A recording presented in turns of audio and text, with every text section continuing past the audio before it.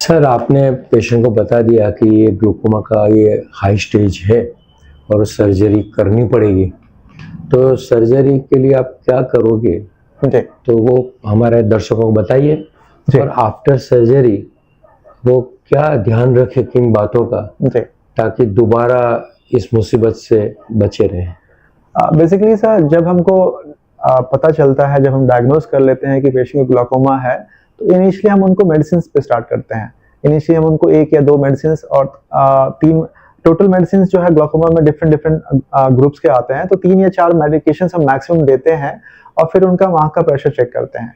But कुछ patient में medicine से कंट्रोल हो गया, बट बहुत सारे पेशेंट में जो लेट से आते हैं हमारे पास, इसलिए हमने बोला था स्क्रीनिंग अगर शुरू में आ गया तो 1 ड्रॉप से पूरा जिंदगी उनका प्रेशर कंट्रोल रहेगा। बट अगर जो लेट से आए, जिनको बाद में लक्षण पता चला, उनका ग्लाकोमा काफी बढ़ चुका होता है, उनमें ड्रॉप से कुछ ज्यादा फायदा नहीं होता है। बट हम उनको ड्रॉप से स्टार्ट करते हैं, क्योंकि किसी को भी सर्जरी हम बोलेंगे तो इमीडिएटली नहीं कराएगा, उसकी बहुत सारे छुट्टियां लेनी होती है। तो हम कुछ दिनों तक उनको मेडिसिन पे रखते हैं, फिर हम उनको सर्जरी प्लान करते हैं। सर्जरी इसमें क्या होता है, बेसिकली ग्लाकोमा होता क्यों है, क्योंकि इसमें आंख में एक फ्लूइड बनता है, जो पानी, आप समझिए आंख में एक, सबके आंख में एक सर्टेन अमाउंट का पानी बनता है पीछे से, और वो बन के आंख के अंदर से ही निकल जाता है। तो जितना बनता है और एक सर्टेन लिमिट से निकल जाता है, तो आंख के अंदर जो पानी होता है वो एक नॉर्मल लेवल पे होता है। जिसको ग्लाकोमा होता है, तो एक टाइप के ग्लाकोमा जिसको ओपन एंगल बोलते हैं, उसमें पानी ज्यादा लगता है बनने, पानी बनना ज्यादा बन जाता है लेकिन निकलता कम है, तो आंख के अंदर पानी जमा हो जाता है। तो बेसिकली हम सर्जरी में क्या करते हैं, हो क्यों रहा है ग्लाकोमा, प्रेशर बढ़ने के कारण। प्रेशर क्यों बढ़ रहा है, क्योंकि आंख में पानी ज्यादा बन रहा है। तो सर्जरी करके हम उस पानी को, जो एक्स्ट्रा पानी है आंख में, उसको हम एक पैसेज क्रिएट करते हैं, जिससे वो पानी आंख के अंदर से आंख के बाहर निकल जाए।